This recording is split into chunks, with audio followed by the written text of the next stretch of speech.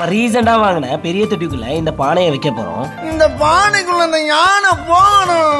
இந்த டைலாக் மாதிரி தாங்க எனக்கும் இருந்துச்சு. நம்ம ஷாமிட்ட சின்னதா பானை எடுத்துட்டு சொன்னாக்கா தொட்டியை ஃபுல்லா அடைக்கிறதுக்கான பானை எடுத்துட்டு வந்துட்டான். அப்புறம் தாங்க அந்த பானையெல்லாம் வச்சுட்டு நான் சின்னதா ஒரு பானையை வீட்டுல இருந்து எடுத்துட்டு இந்த பானையை தான் நம்ம தொட்டிக்குள்ள வைக்க போறோம். ஆனா இப்படியே இந்த பானைக்கு மேலேயும் சைட்லயும் ஓட்டையை போட்டுக்கணும். அப்படி போட்டாதாங்க மீன் வளர்றதுக்கு சூப்பரா இருக்குங்க. நானும் ஷாமும் ஏதோ பெரிய சிற்பி மாதிரி இந்த பானையை உடைக்காம ஓட்ட போறதே எங்களுக்கு டாஸ்கா இருந்துச்சு. நாங்க இந்த பானையை ஓட்ட போறதுக்கு யூஸ் பண்ணதே இந்த திருப்புளி. அந்த திருப்புளி வச்சு எப்படியோ கொஞ்சம் கொஞ்சமா நம்ம ஷாமு ஓட்டையை போட்டுட்டான். எங்களுக்கு மேல ஓட்ட போட்டது கூட பெரிய விஷயமா தெரியல. ஆனா சைடுல ஓட்ட போடும் போது பானை உடஞ்சிரும்னு ஒரு பயத்தோடய ஓட்ட போட்டோம். எப்படியோ ஓட்ட போட்டதுக்கு அப்புறம் அதை தண்ணியில இறக்குனாக்கா பாக்கிறதுக்கே ரொம்ப அழகா இருந்துச்சு. அப்புறம் அது கூடவே நாங்க பீச்ல இருந்து எடுத்துட்டு வந்த கல்லையும் செட் பண்ணோம். நம்ம எம்டி டேங்கா இருந்தது இப்ப பாக்குறதுக்கு ஓரளவு சூப்பராவே வீடியோஸே. அப்புறம் நம்ம டேங்க்ல என்னென்ன குறையுதுன்னு சொல்லிட்டு மறக்காம கமெண்ட்ல சொல்லுங்க. அப்புறம் வீடியோஸே நம்ம சேனல்ல டேங்க் ஸ்வெட் பண்றத ஃபுல் வீடியோவா போட்டு கீழே ப்ளே பட்டன்ல கொடுத்துக்க மறக்காம செக் பண்ணி பாருங்க. அப்படியே நம்ம சேனல்ல மறக்காம சப்ஸ்கிரைப் பண்ணிக்கோங்க. டாடா.